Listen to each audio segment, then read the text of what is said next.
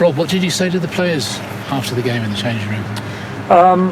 Well, I was pretty honest about it. I said, look, I don't mind us losing heavily, and I actually think it might be a good thing for us, because especially when you look at the number of young players in the team, because the hardest thing for a young player to do, academy player, is to actually really genuinely understand how tough Premiership Rugby is.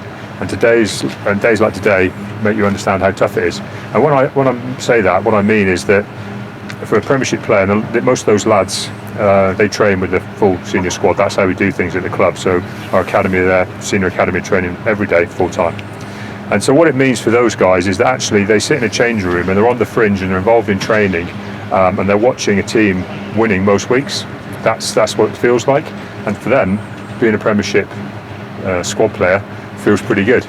And so I just said to him, what does it feel like today? I said, because today's the reality. Premiership Rugby is tough.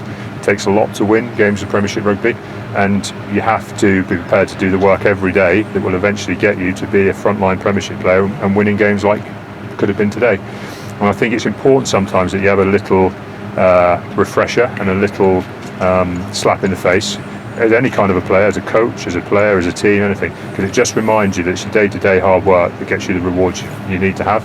Now, I actually was pleased with quite a few of the lads' individual performance today, and without doubt you'll have seen several of those players step into a stronger team and do very well and win games of Premiership Rugby. But I think it's very important for them to realise that at some stage there could be 4, 5, 6 of them step up into the Premiership team, and we expect to still win. And I think it's sometimes it just gets them a little bit grounded. You know, a result like today should be a benefit to us. It should make us a better side.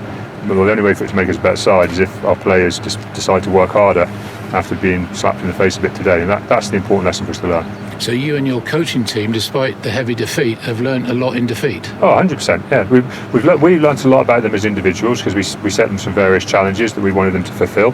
Some players have managed to do that, and some haven't. But we're also aware. I mean, we did have some guys who had to come in relatively late. You know, we had to start having them COVID tested last week, because we started to predict we might run out of players the way we were looking at rotating for this game. So we had some guys in isolation last week, some guys doing their COVID testing last week to allow them to do 1 or 2 training sessions at the tail end of this week to come here today. So those guys we haven't expected too much from. Other guys we've expected a bit more from, and we'll judge them all individually on what happened today. We're not really going to judge it as a collective performance today. It's all about what each individual did. Looking ahead to next weekend, the only thing we do know is that you won't be playing Wasps. Yeah, it's a little odd, isn't it? You know, and so Wasps don't really know who to prepare for, and we don't really know who to prepare for. Our training week will be over, other than a team run, by the time the Wednesday evening game kicks off.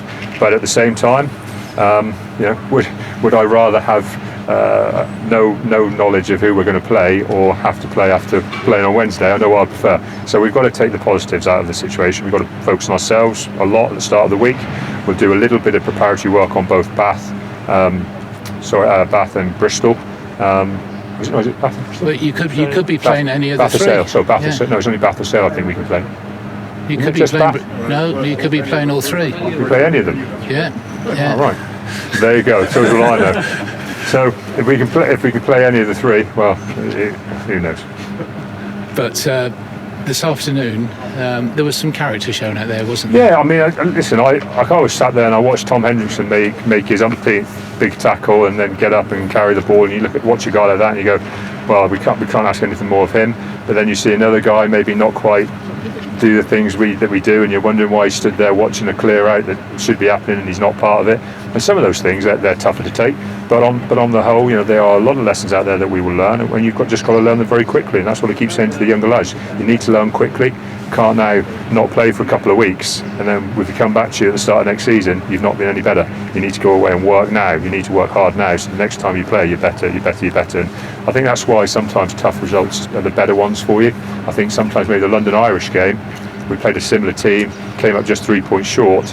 I don't know whether that really gives you the lesson you need. I think sometimes a day like today makes it a lot more relevant.